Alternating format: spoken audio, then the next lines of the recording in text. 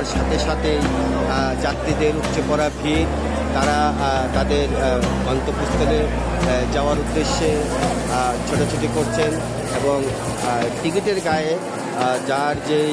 নাম্বারটি রয়েছে সেই নাম্বার অনুযায়ী তাদের বগিটি খুঁজে বের করছেন এবং তাদের নাম্বারটি পাওয়া মাত্র সেই বগিতে উঠে পড়বেন এবং তাদের যে নির্ধারিত আসনটি তারা যারা আগে থেকেই ক্রয় করে রেখেছেন সেই আসনটিতে বসে তারা নিশ্চিন্তে বাড়ি যাবেন বলে এই বিশ্বাস নিয়েই তারা ছোটাছুটি করছেন।